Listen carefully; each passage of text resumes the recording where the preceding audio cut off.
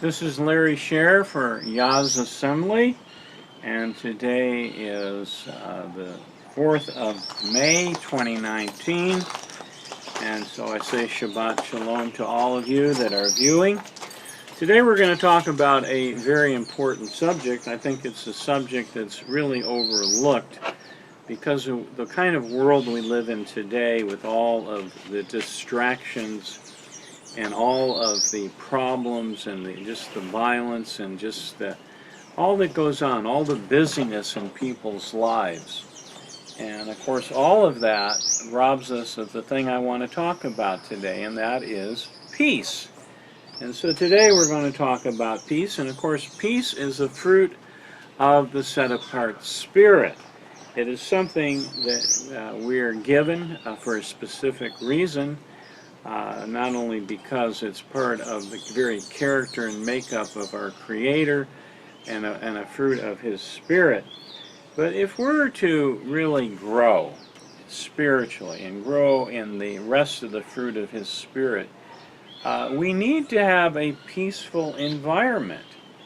When you are constantly living a life of too much busyness and too many other worldly priorities and things that basically take us away from the focus that we need to have, it saps us of our spiritual energy and especially of our peace. So let's define peace. I think that's very important that we do that.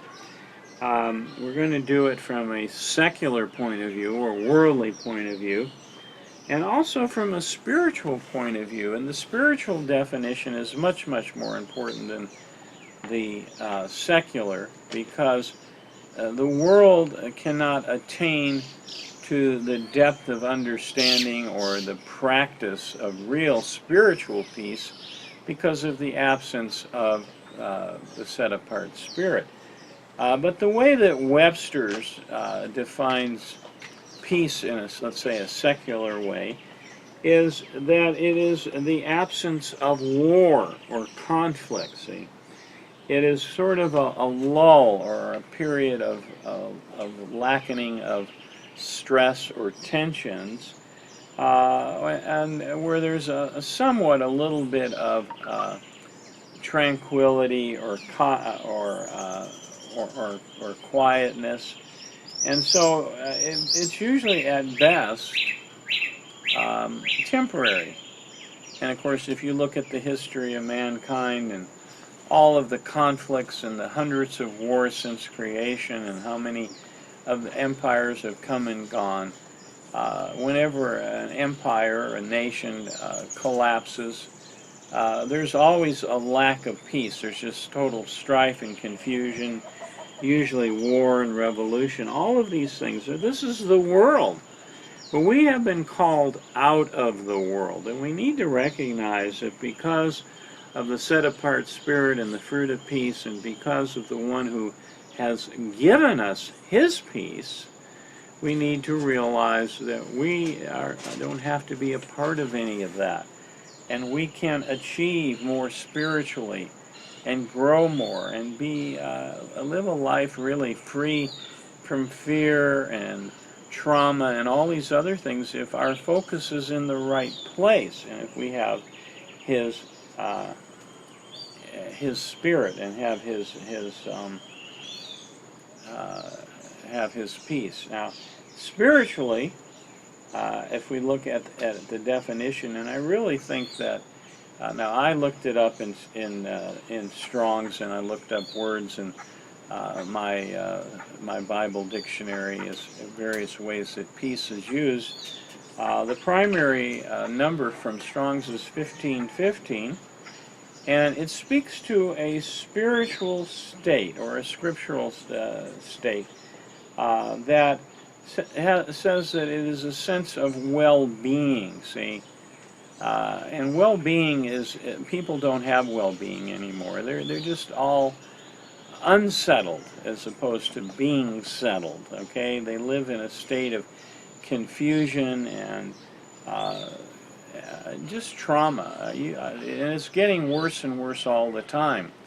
And also, spiritually speaking, It also means undisturbed or untroubled. See, it's what I might call relaxed faith. In other words, even though all around us, and you look at the news today and how many places in the world today, as I speak, in May of, what is it, the 4th, 2019, how many places in the world are there where there's actual armed conflict going on, or wars that are about to break out?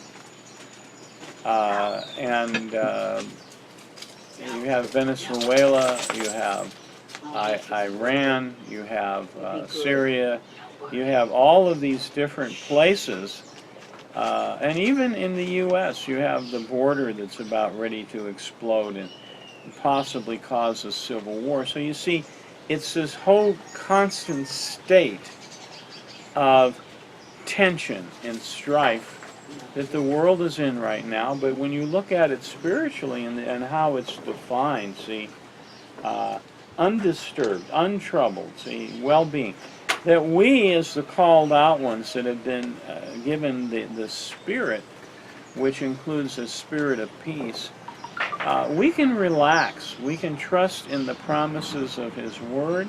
We can focus on Him instead of all the troubles in the world, and find peace in spite of all that. Now that's what Yeshua says.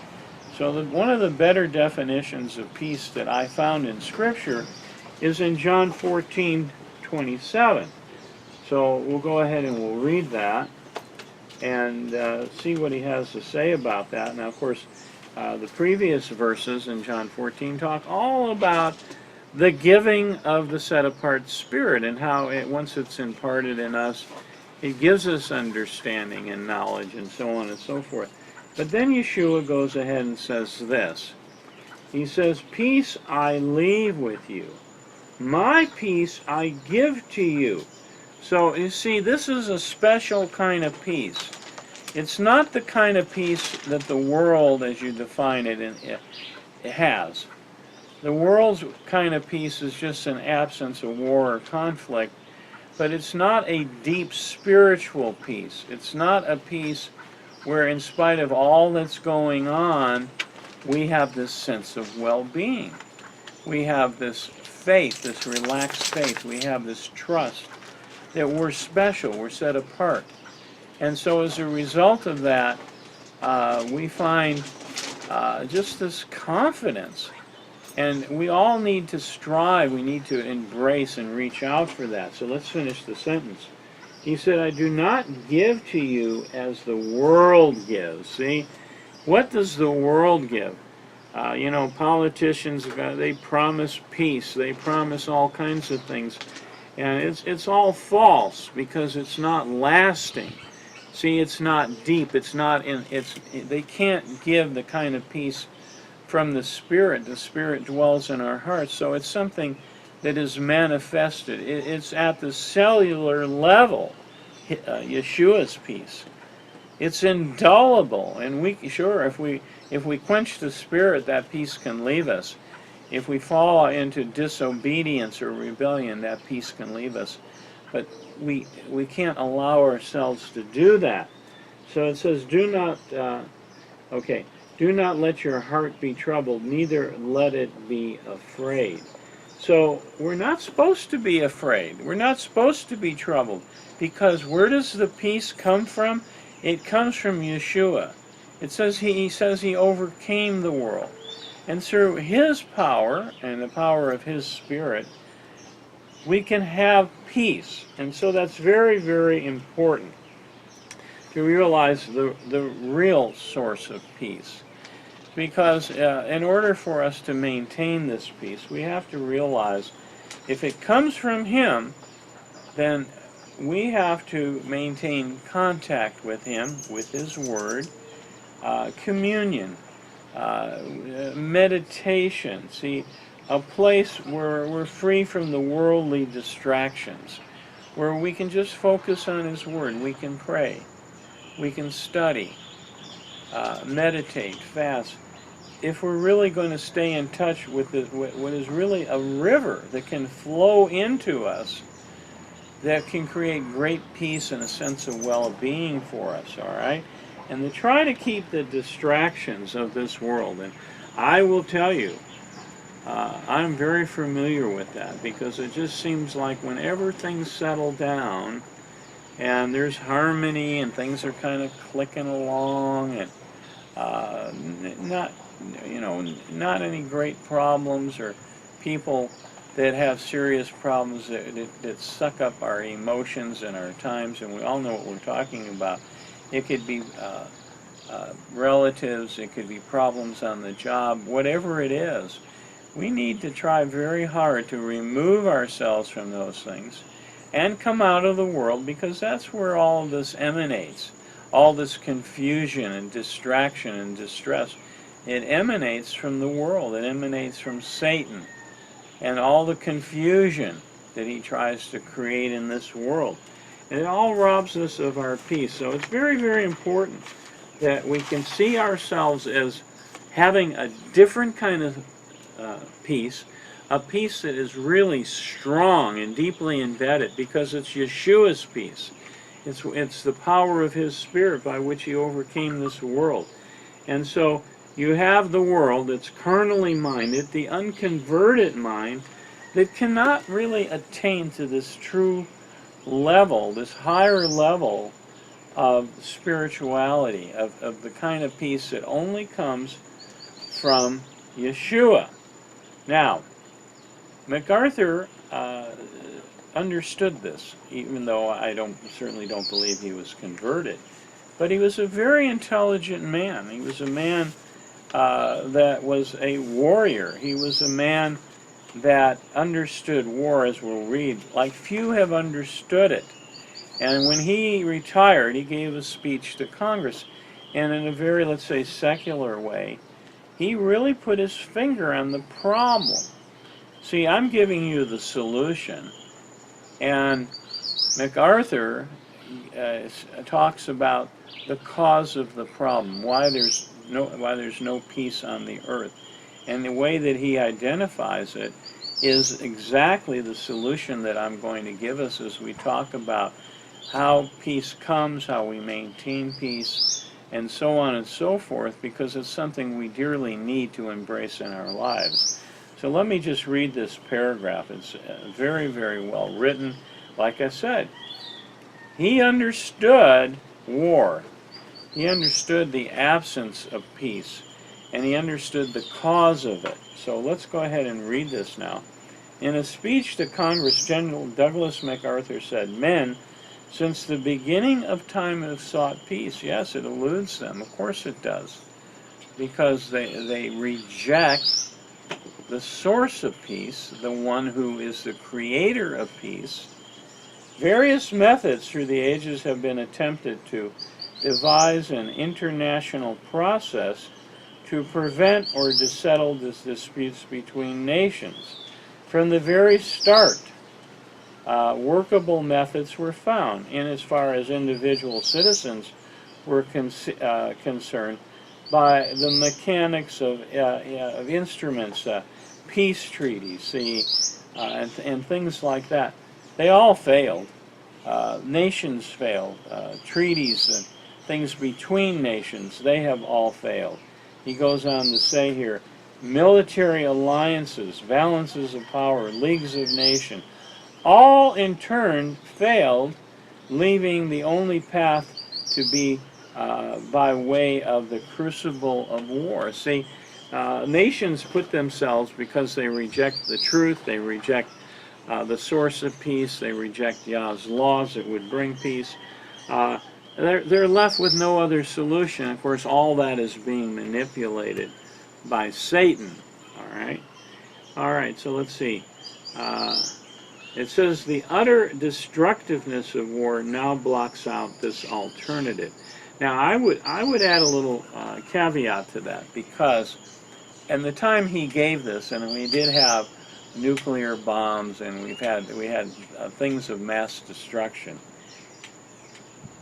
His thought was that, well, no nation now would dare and do this create war, especially nuclear war, because of mutual destruction.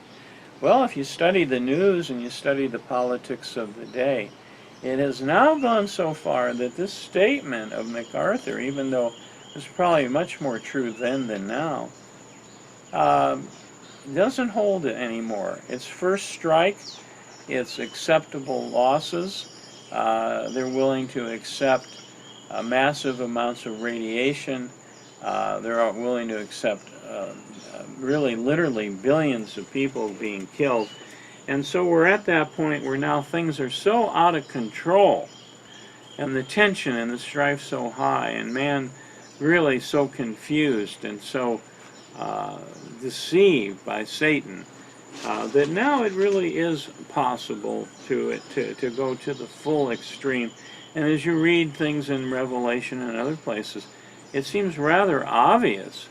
They're talking about the utter and complete destruction of Babylon and the complete destruction of Syria, that Syria will be, Damascus will be dust. That they're talking really about nuclear warfare. All right, so let's go on and see what he says. We have had our last chance. All right? He saw that. Had our last chance. He saw that mankind on this course, and it's what Yeshua said in Matthew 24:22. If he didn't intervene, there'd be no flesh saved alive. Well, MacArthur gave this speech, I'm thinking probably in the 50s sometime, even though I don't know the exact date. All right, we've had our last chance. The utter destructiveness of wars. Wait a second. Okay. Okay. If we do not devise some greater and more equitable system, Armageddon will be at our door. See, he sees no other way. There's no other solutions. Armageddon, the complete destruction, as Yeshua talked about, that I just mentioned, of all mankind and even the planet. So Armageddon will be the problem. Basically, now here are the last few sentences. Get to the point, and that's the kind of the platform where I want to launch into scriptures that give the solution, and it's the only solution if mankind and the planet Earth is ever to be saved and we're ever to have peace on this earth. He said the problem is basically theological and involves a spiritual, oh, good for him, and this word is recrudescence. I don't know if I'm murdering the pronunciation of that.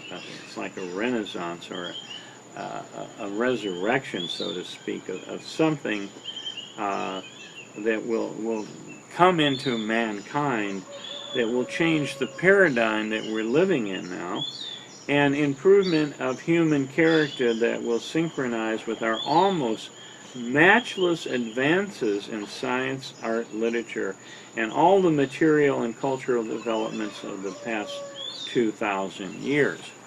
So, you see, intellectually, you might say, we have gone beyond, or technologically, we've gone beyond our human nature to control these things. And the problem, of course, as I say all the time, it's human nature.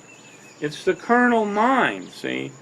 The carnal mind that brings about destruction. The carnal mind that is violent and as enmity against the law that would bring peace and harmony. So here's his concluding statement. It must be of the Spirit if we are to save the flesh. See? And so here we are. There has to be a change. Well, for those that are converted, those that have been given the Spirit, and one of those fruits is peace, well, this is exactly what MacArthur said, but he didn't know how to achieve that. And of course, one of the things I talk about from so many different directions is the conversion process. So, and this is just one little tiny facet, which is when you receive the Spirit and you exercise the fruits of the Spirit, and you realize that what you're doing, in effect, is you're practicing peace. You're practicing how to make peace. It's a covenant of peace that we have, and so mankind must become converted. That's what will bring about the kingdom.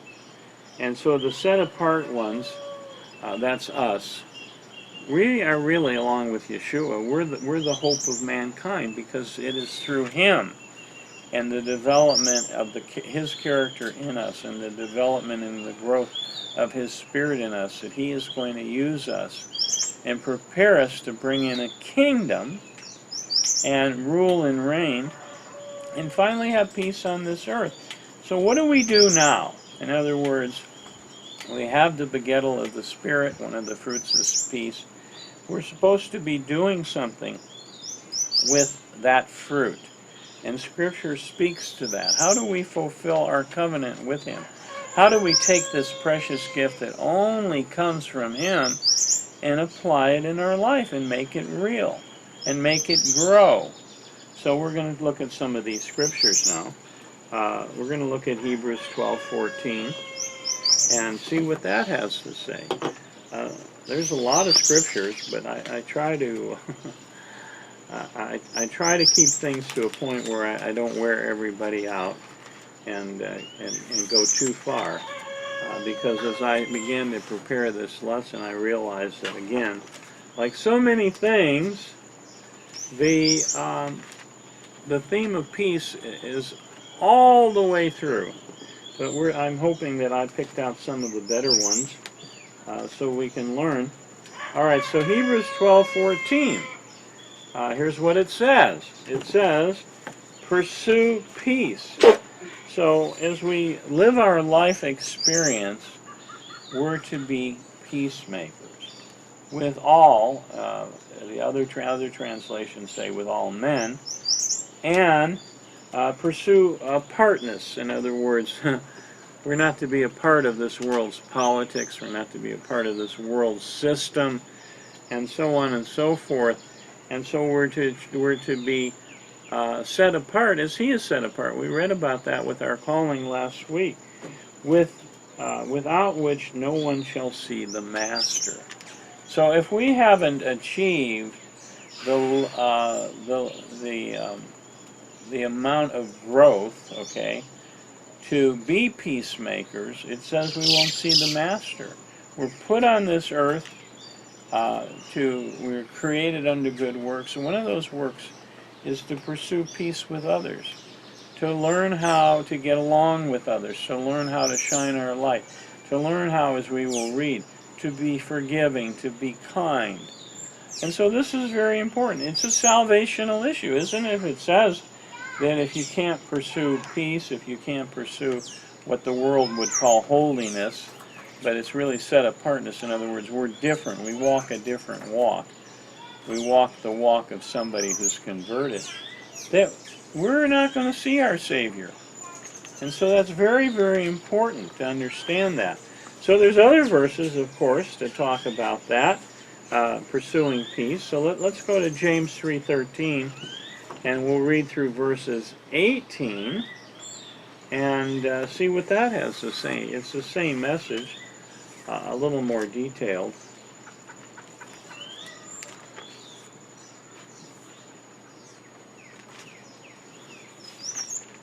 Okay. All right, here's James 3:13. We'll start there. It says, "Who is wise and understanding among you?" So you have to realize that all this wisdom and understanding comes from the fruit of the Spirit. And so let him show by his good behavior his works in meekness and of wisdom. So this is what we've talked about before. We are created unto good works. That's what we're called to. It all ties together. All these dots tie together. So we have understanding and we can know what it is we're supposed to do in life. But if you have bitter jealousy and self-seeking, in your hearts. Do not boast and lie against the truth. See, converted people don't act that way. Converted people are not self-indulgent, self-seeking. They're not competitive. It talks about in Philippians, esteem others better than yourself. See, there's a mindset, there's a character that promotes peace, and it's all part of being set apart. It's all part of exercising the fruit of the Spirit. So it's in the last line, do not boast and lie against the truth. See, the truth says something different than people that are all caught up in competitive spirit, in self-striving and self-exaltation. This is what kills organizations, not only spiritual organizations, but corporate organizations. All this striving and competition, trying to take unfair advantage of others, to exalt oneself, to make more money, to do one-upmanship on others. And this is what it speaks to. This wisdom, this is not the wisdom coming down from above, but is earthly, unspiritual, and demonic. See, I have a little note in my scriptures here, and I say the workplace. I have worked in the past in my working years, and even I held down secular jobs even when I was pastoring congregations. And when you look in this world, all right, what do you see? You see this this competition, which we'll read about some more in a minute. And it's certainly in the congregation. I watched split after split after split over the years in various corporate churches, as they call themselves, that I was involved. And it says, for where jealousy and self-seeking, see, self-indulgence, self-seeking, wanting to, for yourself, for your own greed, your own covetousness, take advantage of others, see. It says, for where jealousy and self-seeking are, there is confusion in every evil deed. Other translations say every evil work. But the wisdom from above is first clean, in other words, pure. Then it says peaceable. That's what we're talking about. Gentle, ready to obey, filled with compassion and good fruits, without partiality and without hypocrisy. So you see, there is this environment, and it's certainly true more so in the world of politics, what we see today. Wow, what's going on in the world of politics. All of this, just these internal strife and people taking advantage and people lying about one another. But it's the workplace, it's the corporate churches, it's all this. I've seen this for years. That's why I left the corporate church. Everybody wanting to gain a following, everybody wanting to take advantage and criticize others. That's not what we're supposed to do. It talks about being peaceable, gentle, obedient, see. Don't be a hypocrite. Don't talk about love and peace and then turn around and stab your brother in the back. Okay, last verse. In other words, this is what the focus, being peacemakers. And the fruit of righteousness, that's his commandments, is sown in peace by those who make peace. So again, we have to take this wonderful gift that he has given us and get ourselves out of the fray. If you're in a work situation where all your fellow workers are, they're gossiping, they're backbiting, they're trying to pull the rug out from other workers so that they can get the promotion or they can get the eye or the favor of the boss. If you're in a church, that's a problem, of course. I've said that before. But if you're in some sort of a spiritual body, and the ministers are all striving and competing with one another, if they're trying to outdo one another, if the brethren are all trying to compete with one another, where there's all this confusion and strife, get out of there. And I know that's hard because people have ties, emotional ties with family and brethren. People have co-workers that they have become friends with. But none of this is good. It says none of this is from above. See? What's from above is kindness and making peace and being forgiving with others. And so, basically, we're supposed to extricate ourselves from the world and from these problems and situations and, of course, the politics of this world, which we're not to become involved in because it's just an exercise in futility. We need to pull ourselves out of it. All right, so we'll continue reading in James, and the theme is the same, about coming out of the world, about the conflicts that are in our lives, and James is recognizing this, and he's talking to the brethren now. You have to realize, this is the message to the believers, to the brethren. Yes, you could take it if you're somebody that's just a person in the secular world, as a lesson, certainly understanding our own human nature if we're not trying to overcome that. At least understanding, as MacArthur did, the problem is spiritual. Okay, so let's read James 4. It really follows on the heels and kind of completes the thought. I wonder why there's even another chapter, because it's really all part of what we just read. It says, where do fightings and strivings come from among you? See? Among you, the congregation, the assembly. Do they not come from the pleasures that battle in your members? See? Covetousness is idolatry, the lust, the self-seeking, the self-indulgence that I talk about so much. So James is recognizing this. He's bringing them up short, so to speak. In other words, he's saying to them, look, you don't even have to look at the world. Yeah, sure, they're fighting over here, and they're doing this, and they're doing that. But what about the fightings and the warring that's going on right here in the congregation? What's that all about? And so he's trying to bring it out, and what it's about, of course, is he's saying here, pleasures. See, covetousness, self-indulgence. You're either Yah-centered or you're self-centered. And this is the battle of human nature. This is the battle of trying to become more converted. And so James is bringing this out. It says in verse 2, you desire and do not have murder. Wow, murder. Some people might say, well, what is he talking? I will tell you that I've been involved in the way, okay, with Sabbath keepers and people that keep the high days and people that say they keep Torah. I have seen murderers, okay?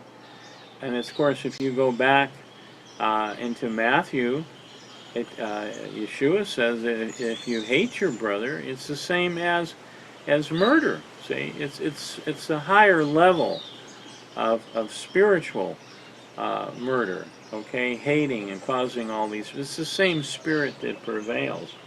All right, so murder and our jealousies and unable to obtain, and you strive and fight, and you do not possess because you do not ask. You see, it's our attitude. We're not humble and trusting and willing to sacrifice ourselves, serve others, give to others. It's a whole way of life.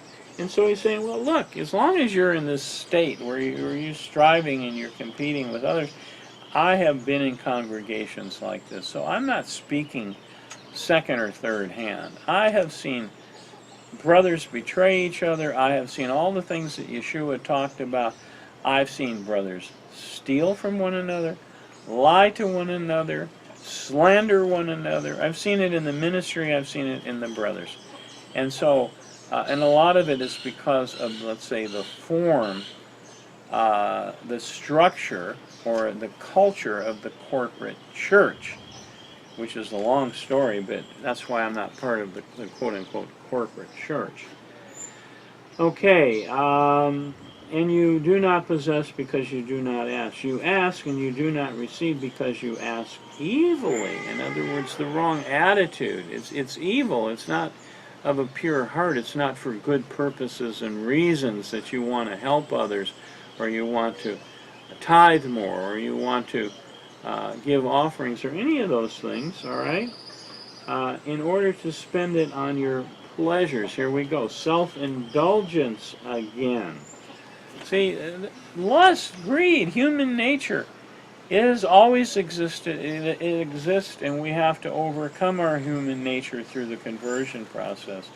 But James is strongly saying, hey, look at the state of this. Remember what Paul said in 1 Corinthians 5 when he talked about the fornication. He talked about so many of the other things that were happening in the Corinthians congregation. See, it's not unusual, and I've been around long enough, and I'm not saying it braggingly because, boy, the life experience I've had in various groups and with various brethren is just more of the same.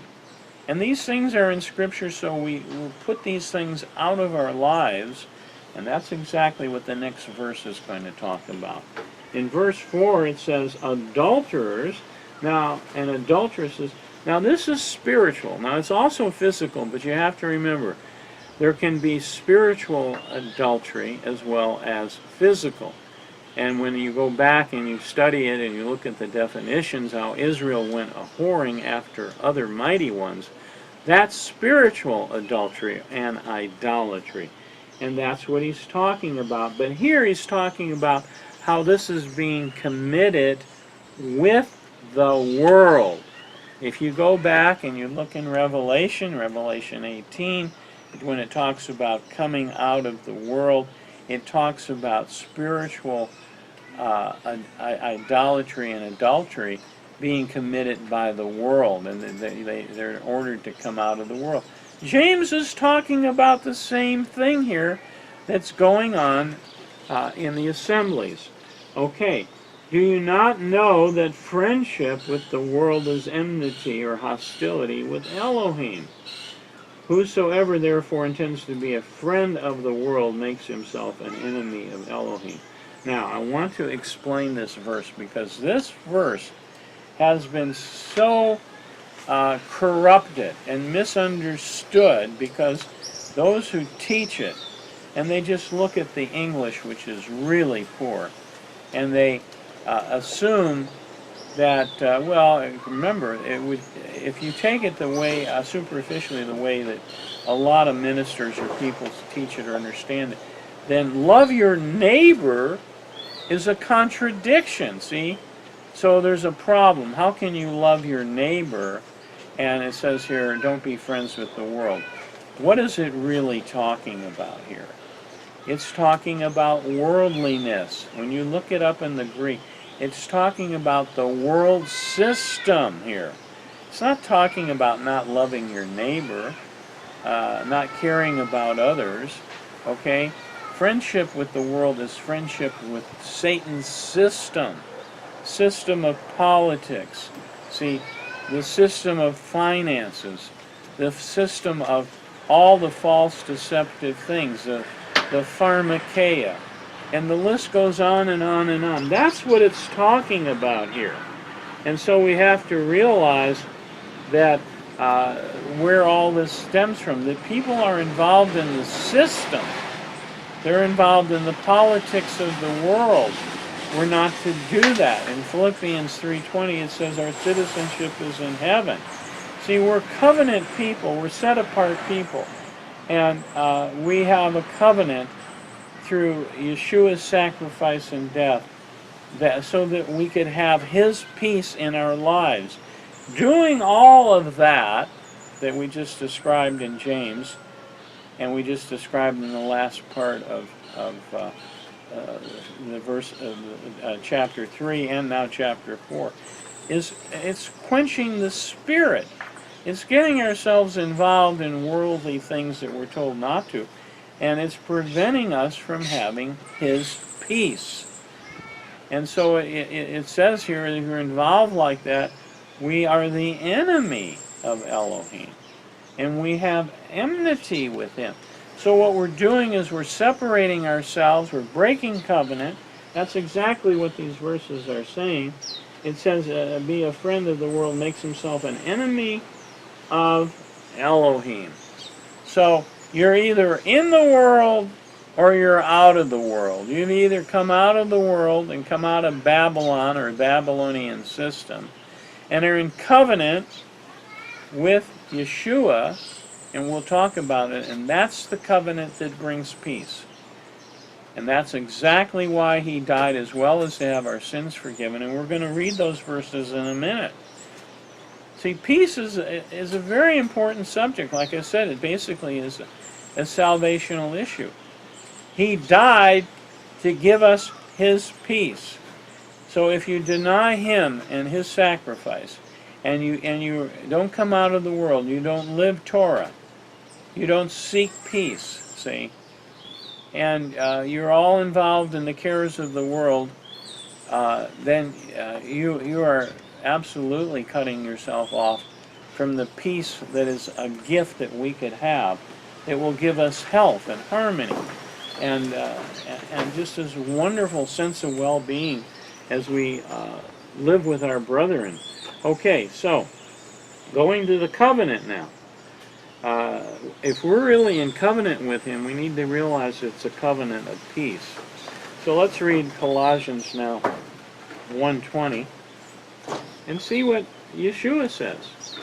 I read this at Passover time because these verses speak to the blood, His sacrifice, as not only forgiving our sins, but making peace with all mankind. So let's read the verse. Colossians 1:20. It says, and through Him to completely, see, a total sacrifice, not just part, not some little bit, to completely restore to favor all unto Himself, whether on the earth or in the heavens. See, this ultimately is talking about spirit beings. It's talking about everything on the earth.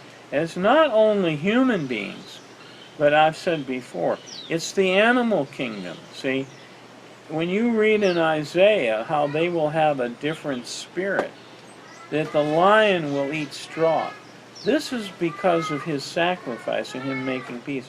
The spirit that's in animals is a wild spirit. It's Satan's spirit. It's a spirit that devours and murders and kills, the survival of the fittest, the law of the jungle. So this verse 20 covers so many things. It's a verse to meditate and to study it, to realize the full, as it says here, completeness of all of this, to restore everything to Himself, all right, to make peace in the family, to restore peace through His blood, through faith in Him, all mankind. You read in Romans 8, it talks about that all the creatures moan and groan, what? For the manifestations of the sons of Elohim. Why? Because that's going to end all the violence. That's going to end all the competition. That's going to end the spirit of murder and literal murder. And all of it comes about because of His sacrifice. So let's read some more. Whether on earth or in the having made peace, that's the operative word, through the blood of His stake. So you see, the blood, the sacrifice, the covenant, this is how He did it to make peace with the animals, with the environment, all right? With spirit beings, with human beings. It's so important. This is the core of our covenant with Him, and it's a covenant of peace.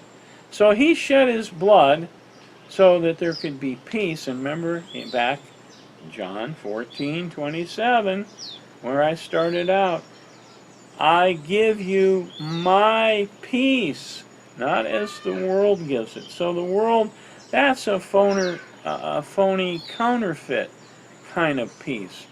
It is a peace of the lowest kind of understanding. It doesn't have a high level of understanding or spirituality. All right, so let's go ahead and read another verse. We'll stay in Colossians here, which I should have done, but I didn't. And read another verse that says the same thing, maybe let's just say a little bit better, just to kind of complete the thought here about peace and about the covenant, and see what it says. So we'll go back to Colossians, except this is the 3rd chapter, verses 12 through 15. All right, so let's see what it says here.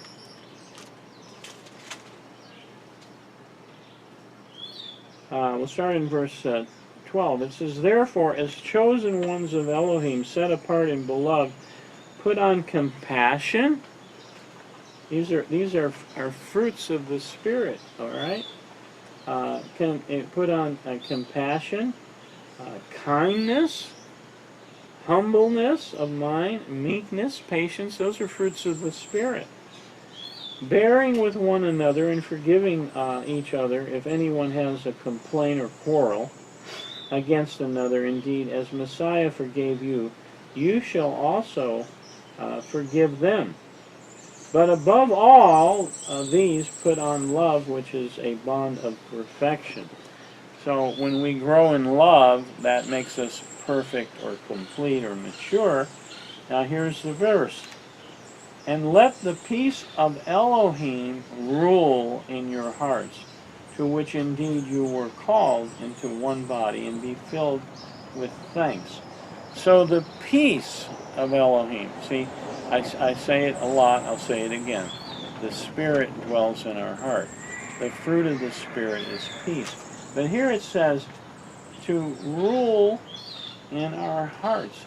I looked up the root word of that, and rule means to govern. See, to guide. And so it's a governing factor. And we're under whose governance? We're under the governance, and we're in covenant. We're part of the kingdom. See, this is what we're seeking. Our citizenship is where? It's in heaven. So we're citizens of the kingdom already, spiritually speaking. We're not to be part of this world. And so what governs us? The Spirit of peace. All right, His set-apart Spirit. So this is all part of how we're to act, how we're to exercise and have peace in our life. All right, so let's go to Philippians 4 now. And we're going to read verses 5 through 9. More about, let's say, the presence of peace in our life and what it means and where our focus should be. We have to realize that peace gives us power. The power to overcome. The power to keep a calm head. To have relaxed faith. To not be troubled by the things of this world. Yes, concerned. Okay, watchful. We're supposed to do that, and we're supposed to prepare in certain ways. But fearful? No, we shouldn't fear death. We have a covenant of peace.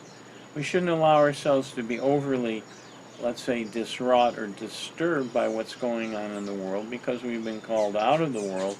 We have this power that comes from His Spirit and from peace. So let's go ahead. Let me get back to James now. Quit talking. And see what James has to say.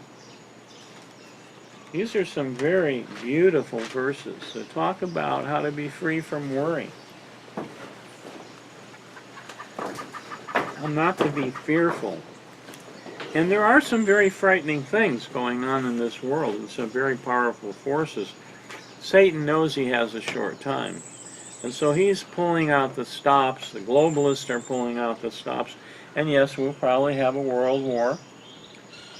We'll probably have the beast power, all these things. But we need to embrace these words so that we can be calm with all this.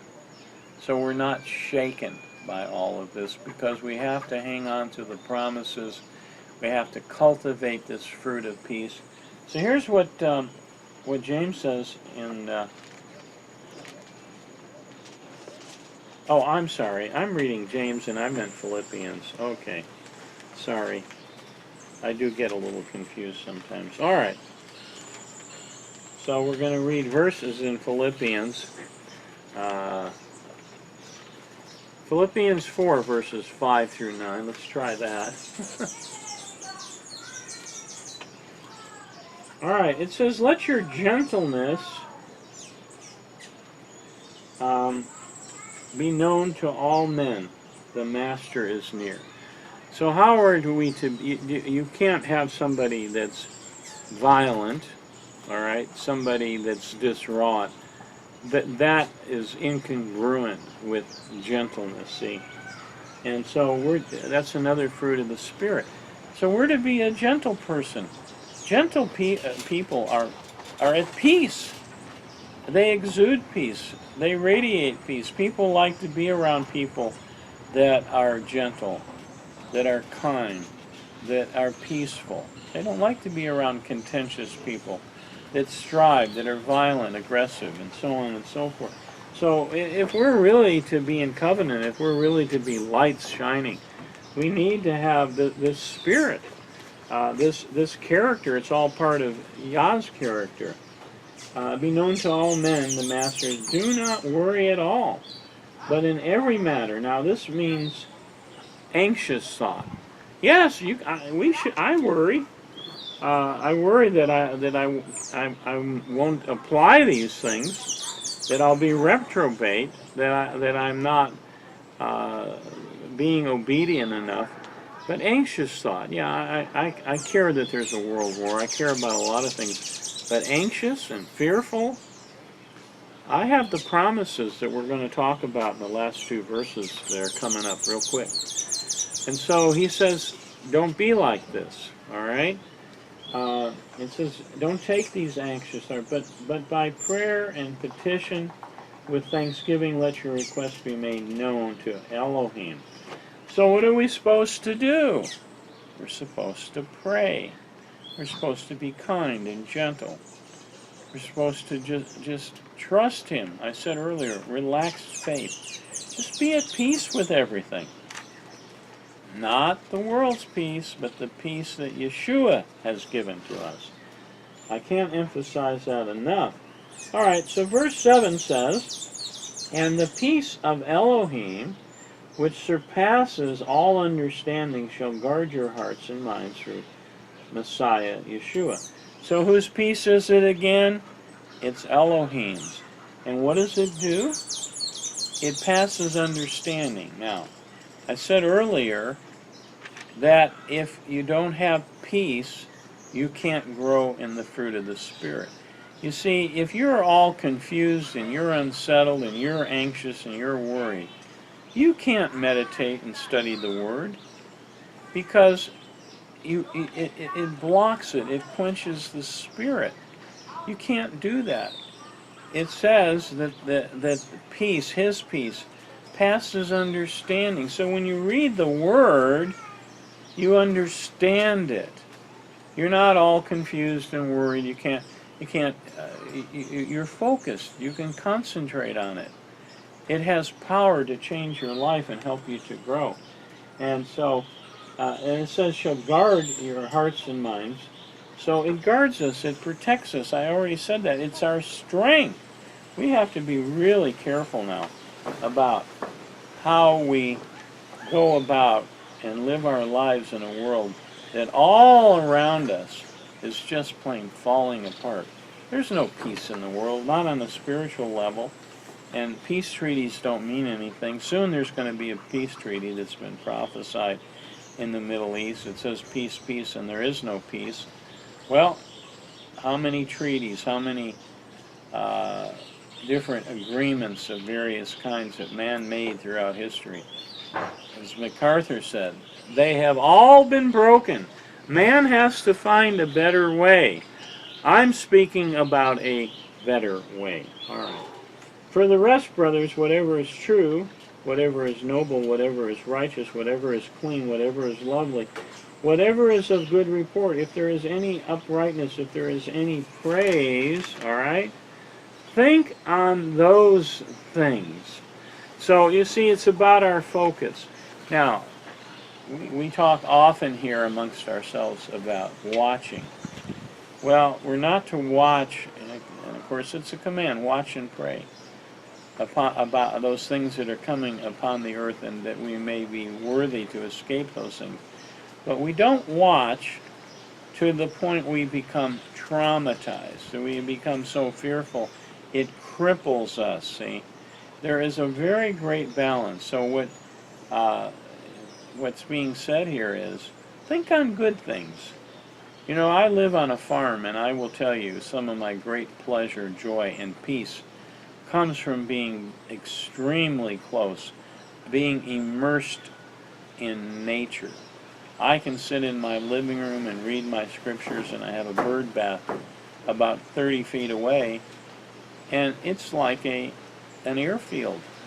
All the birds, the yellow ones, the blue ones, the black and yellow, the orange, we live in the tropics. They all come to bathe, and they come to frolic and drink, and that gives me great joy and peace, and just being immersed amongst all the vegetation here and all the growing things. That gives me peace, see, that brings me joy. And so, you know, whatever is really beautiful, whatever is lovely, do you love flowers? Do you love nature? Do you love children? Whatever it is, it says think on those things, see. Virtue, and if whatever is of a good report. These are the kinds of things we should have our focus on.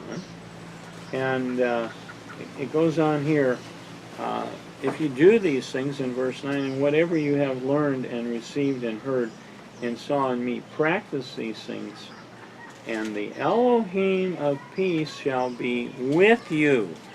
See, if you want to quench the spirit, if you want to put yourself in a position where you can't meditate and focus on all the lovely things that are still here, people to love, brothers to love, the hope of the gospel, the hope of the kingdom, all these things we should put our minds on, then you're going to destroy your peace. The world will rob you, and you can rob yourself if you don't do what Scripture instructs you to do. And a large part, of course, of that is to come out of this world, a world of violence, not of peace. So I want to close with some verses here that talk about the hope that we have. See, the promises that we have, things that we should focus on. We just got done telling us if there's anything good, of good report, praise, worthiness, uprightness, noble. Well, if the kingdom isn't all those things, then frankly, I don't know what is.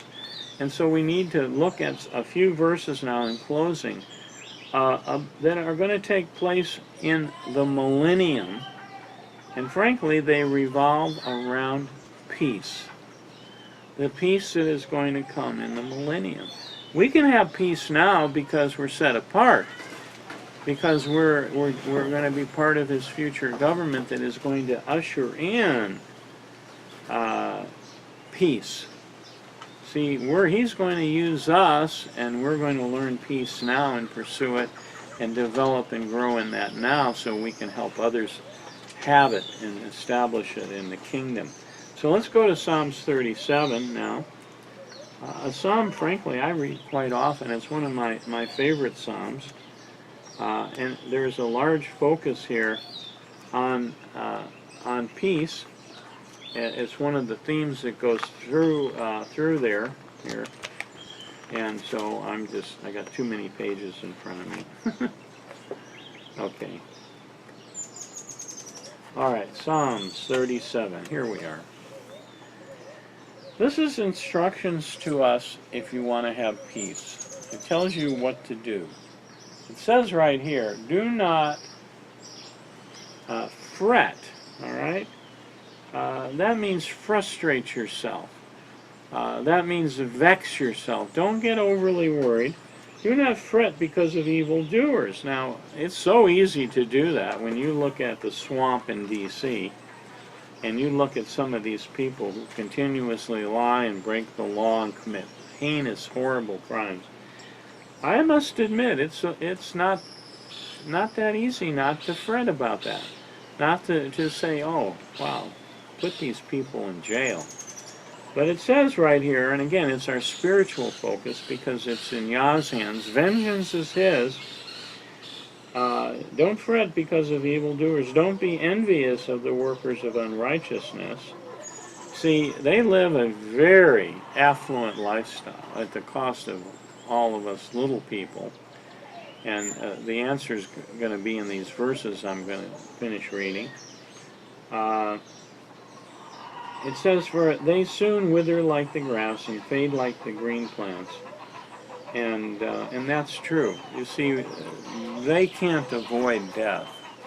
And so the tyrants, the evil ones, they come and they go.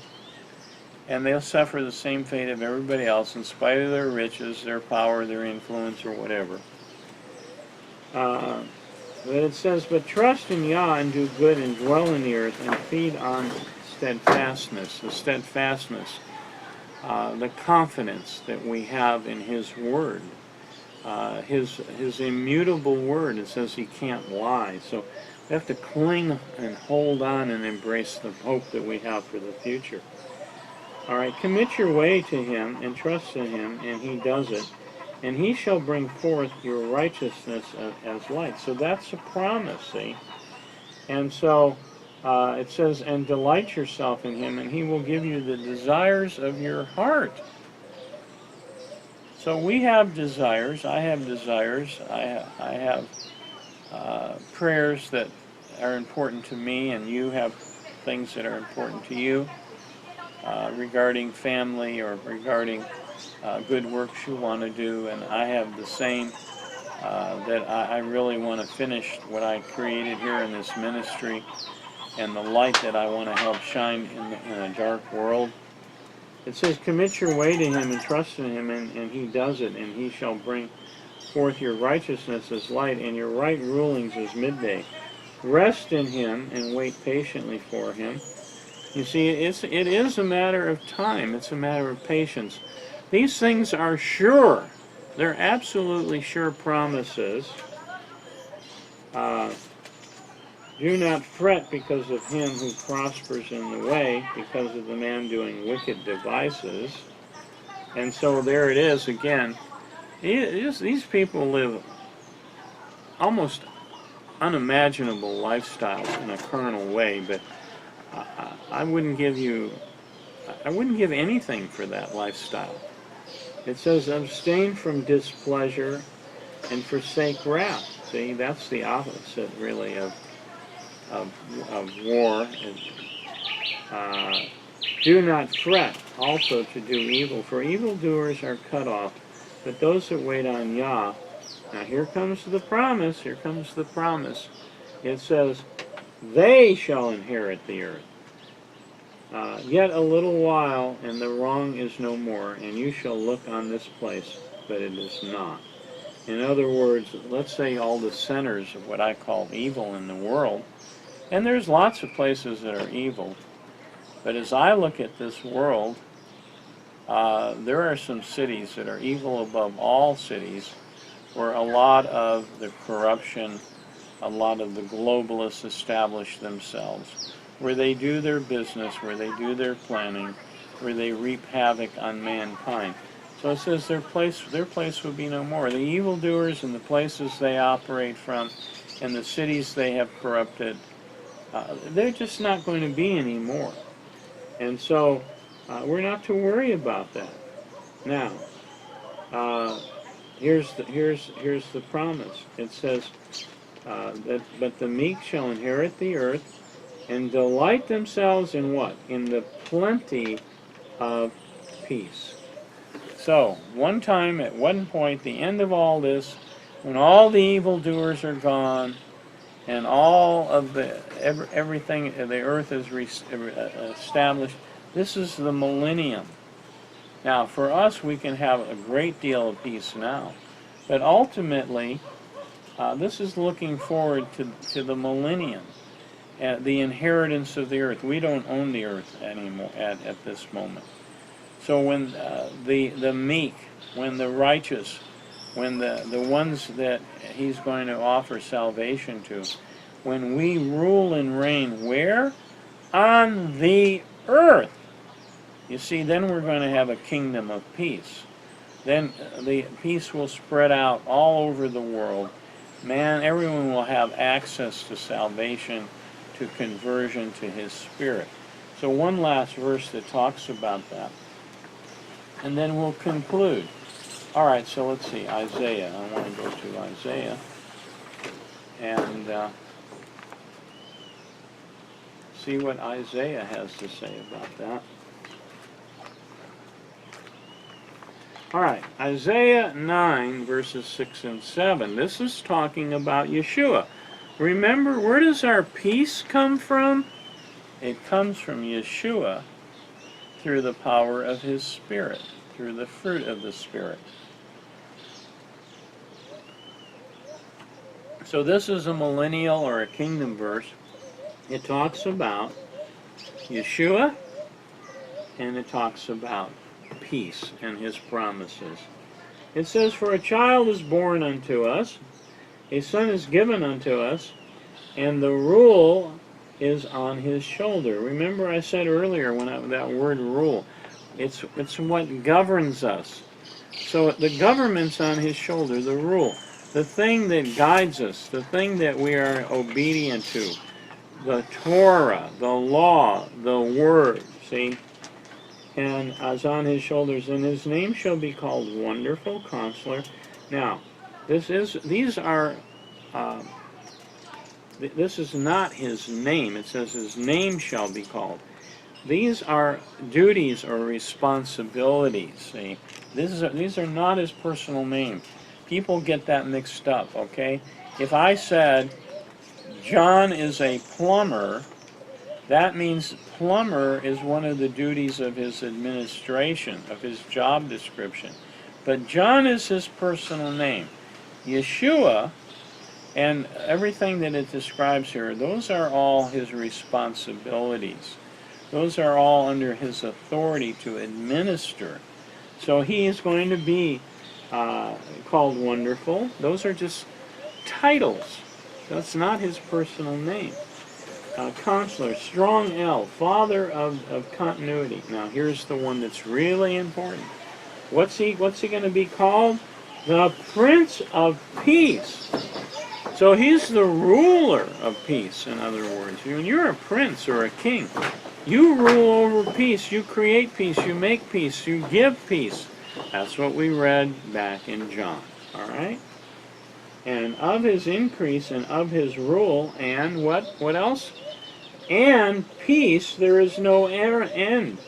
Upon the throne of David, there is no end. Upon the over his reign, okay, that's the kingdom, to establish it and sustain it with right ruling, that's justice, and with righteousness from now on, even forever. And it says that Yahweh does this, or Yah. So this is now forever. This is what we were saying. Don't fret, back in Psalms 37, about the evil, because there's a time coming when the righteous, the meek, are going to inherit the earth, when there's going to be everlasting peace. Because of what? Because of the Prince of Peace, because of the covenant that he has made with us. So if you're in covenant with him, if you're going through the conversion process, that means you should have peace. You should be practicing peace. You should be pursuing peace. It's part of our inheritance that comes with the kingdom. So we have a lot to look forward to. So with that, I hope you can find peace in your life. I hope that his Spirit, the fruit of his Spirit, the peace of his Spirit, is growing in you. So divorce yourself, and don't overwhelm yourself with all the cares of this world, or it will quench your ability to have peace. So with that, I'm going to call on comments and questions.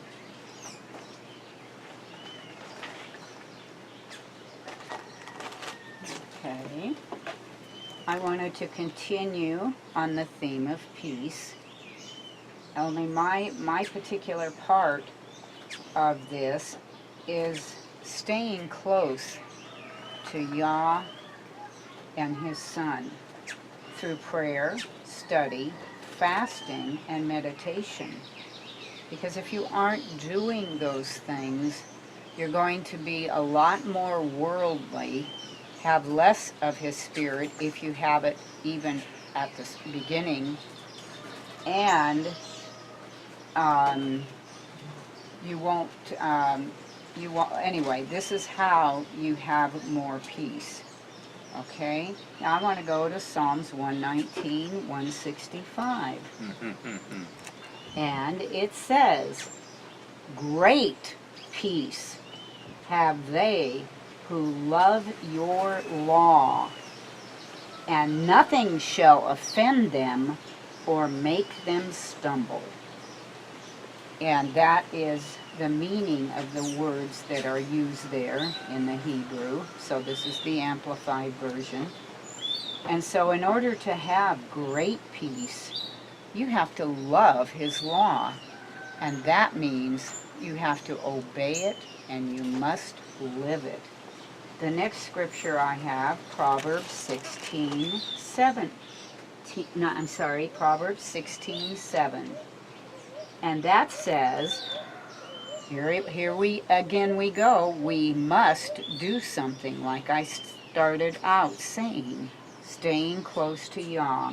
It says, when a man's ways please Yah, He makes even his enemies to be at peace with him.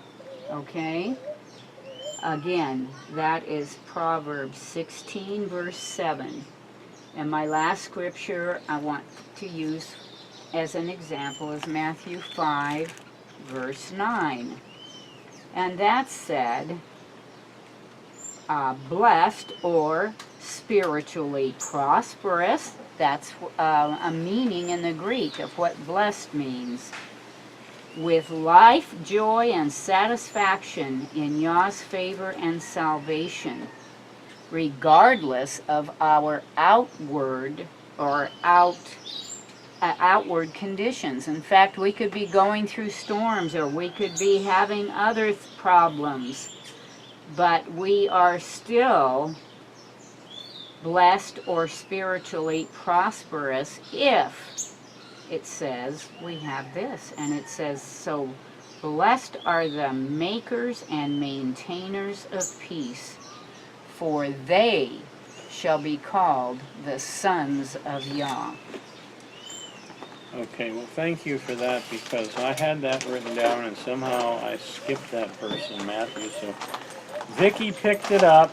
Damage control is very important. So if you want to be the sons of Yah, then you need to be peacemakers, and that's the truth. That's what we read. If you want to be in the kingdom, then you need to be a peacemaker, because if you're out fighting and striving, as it talked about in James, with your brothers and sisters, or becoming some kind of an activist in this world, that has failed. Man cannot govern himself. And so we have to come to that realization and not be a part of that system. All right, any other comments and questions? Okay. Yes, You got one, Morris? Go ahead. Yes, please. Yes, just one brief comment, and that was how you finished your teaching when you said we or I should be practicing peace. And that struck me. You talk about peace and you say rationally in your mind, but the word practice really caught me. Well, that's our mission, is it not? It says when it says It is, but it just struck me further today than ever before. Well, thank you for that, and praise Yah for that. You see, when it says pursue peace, without which no man shall see the master, pursue and practice are the same thing. They're just another synonym for that. And so that's good. And we look, we're practicing this way of life. And He's not going to give us eternal life if we haven't achieved a certain amount of growing and overcoming in this life. We have to prove to ourselves that we can handle the responsibility of ruling and reigning in the kingdom.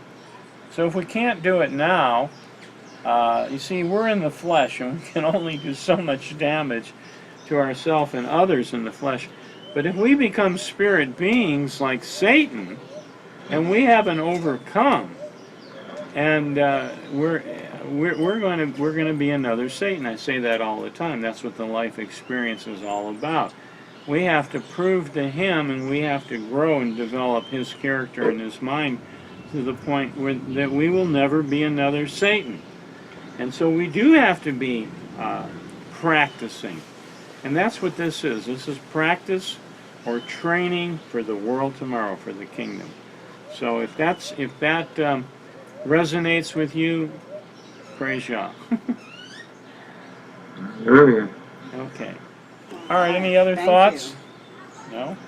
Okay, so thank you for joining us, and we hope that this has been helpful to you, and we hope that you will go around, as Morris said, practicing peace, and that you will have peace because of that. So with that, we'll see you next time, and I'll say Shabbat Shalom.